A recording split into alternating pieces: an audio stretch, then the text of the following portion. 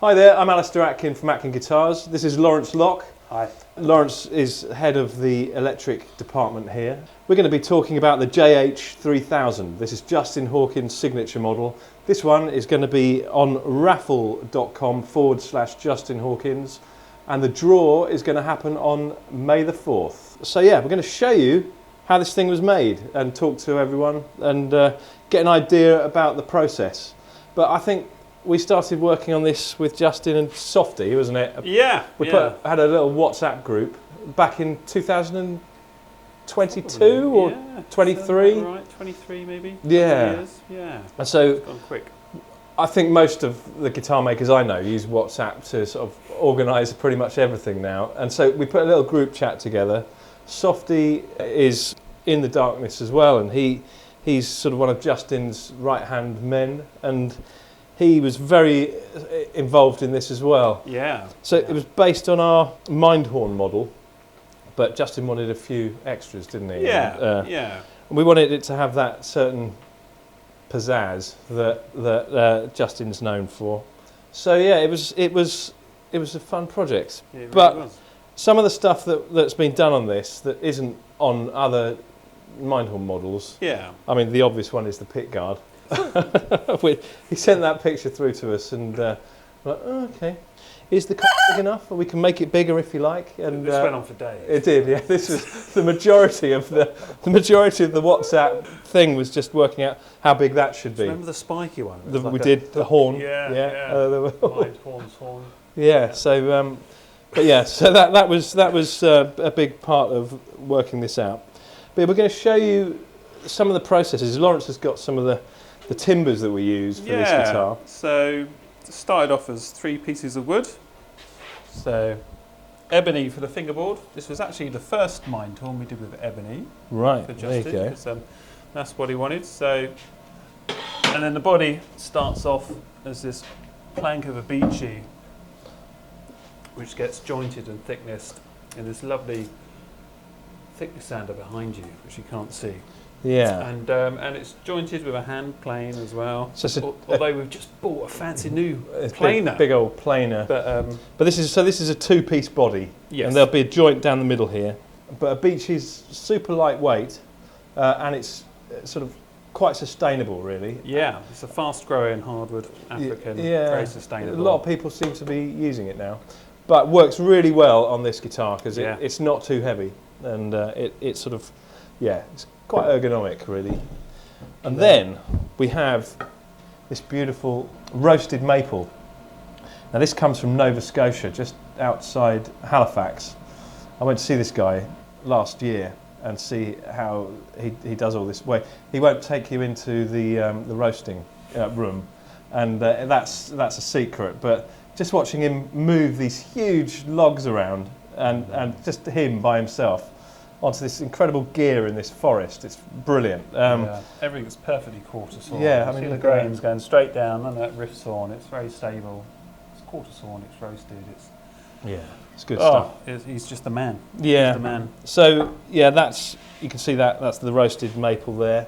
So those are the main 3 ingredients from the wood part of this, and they're all hand selected, and we make sure that everything marries up as best it can in that sort of combination with that guitar. And then it's brought onto this machine here. This is a CNC machine. Once we've got a blank that looks something like that, once it's all jointed and thicknessed, just actually get another 4mm off it for a Mindhorn because it's slightly thinner. It will go into Mick, which is our electric CNC, which funnily enough is actually making a neck for a JH3001 for Justin because he wanted a black one and a white one as well. So now they're going on the American, I think they're going to the American tour. The American tour, yeah. He's got several rigs that he has that need to be in certain places to avoid having to move stuff around too much. So there's a black and a white JH3001 coming. So here's a body for one of those, and the other body's in there. So we just started on the next today. And the way these look, very similar to how the Mindhorn looks. These tags are here.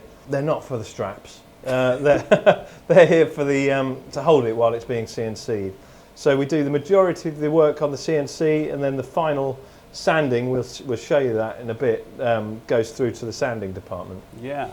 But that process, it's all been programmed in-house. We do all of our own drawing and work out all the best sort of way to machine each individual part. Yeah, I mean, there was some ghastly comments about parts casters on the video when we launched these. Parts casters. Yeah. No, so everything's made in-house. Starts off with pieces of wood. Things like the switch, and then there's so many little details. The way we do our heel, it's very unique to us, and it's all ground up. Yeah, I mean, that heel gives real, a good access to the top and frets. Retains a vintage look as well. Yeah, that's it's beautifully carved around here.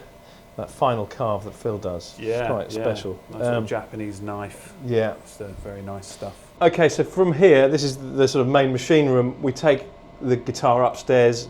The final neck fit's done, and a few more things until it goes through to finishing. So let's go upstairs.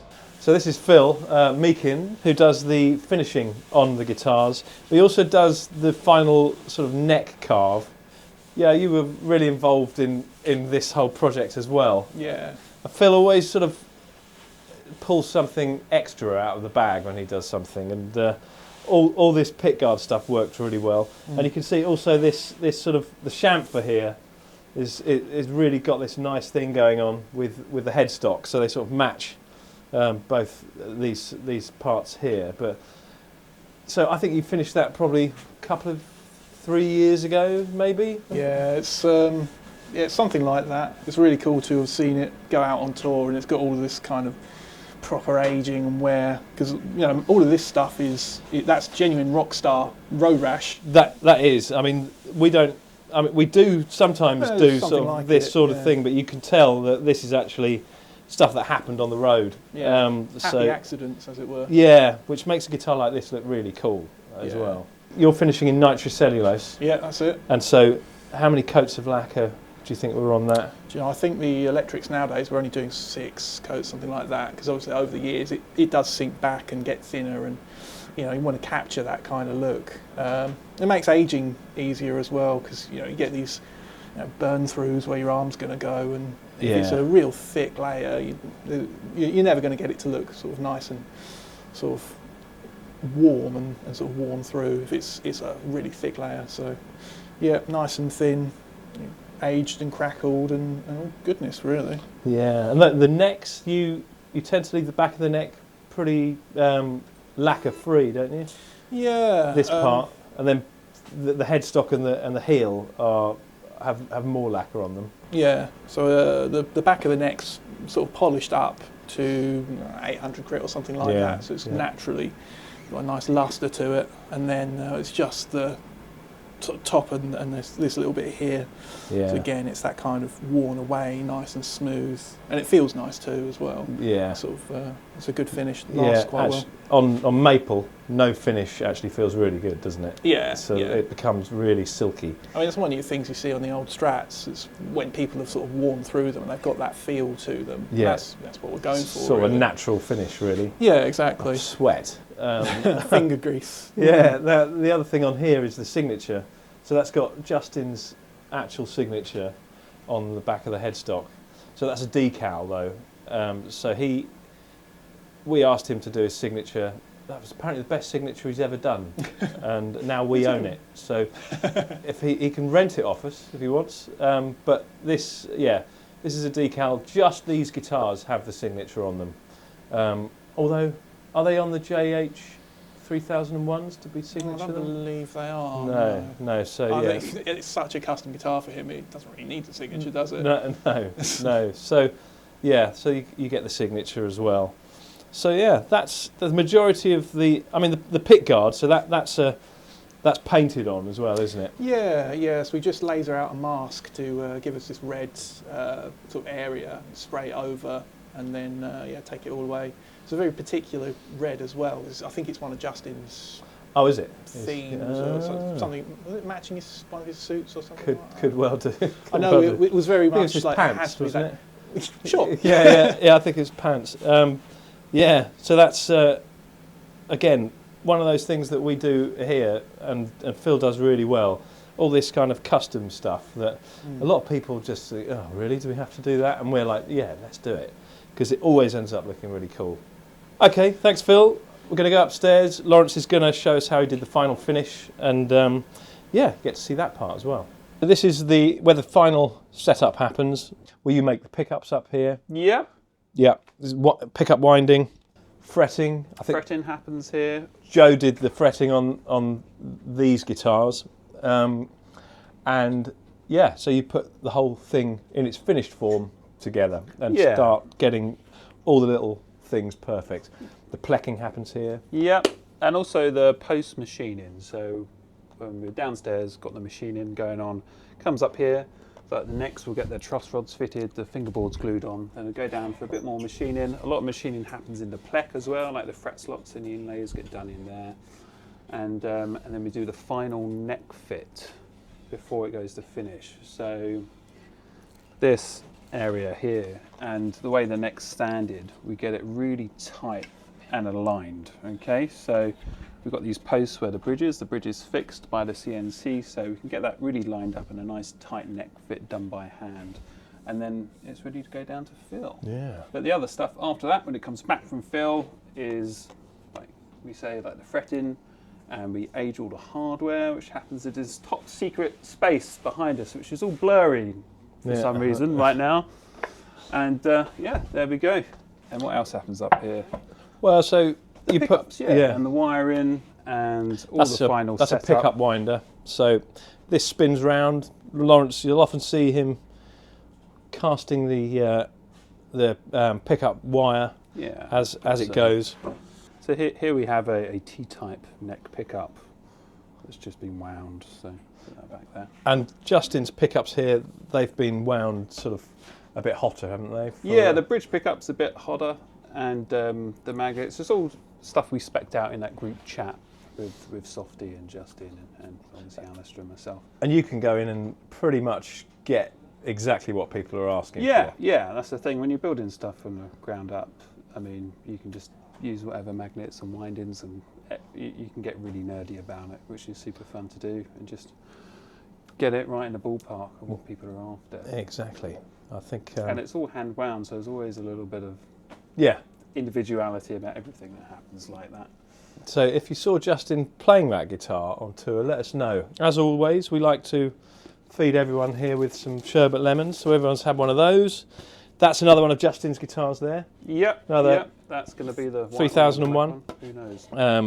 Have you got the headstock for that one? Is one of these that? Or it's no, not, is no, it? that's on the machine right now. Right. It's getting cut out. So, cool. So those necks will come up for some truss rods, hopefully later on today. So yeah, I've seen that guitar. I think I saw it in Munich. We saw it in the Roundhouse just before Christmas, a couple of years ago. Then I saw it in Wembley last week. But before that, it's been on TV, Michael McIntyre, numerous tours. I remember at one point we were watching it like daily, weren't we? Yeah. We were like, crikey, they're in America, and it just seemed like sort of they're going across America, and it went everywhere. Yeah, and the music videos. Oh yeah, all the music videos as well. Yeah, so I think it's quite a piece. So if you want a chance of winning that, you want to go over to raffle.com/Justin Hawkins. Costs a tenner to enter, which is pretty good. Are you going to enter it? I don't think I'm allowed. So if you want to win that guitar, go over to raffle.com/Justin Hawkins, and you'll be up for a chance of winning that for £10. That's pretty good, isn't it?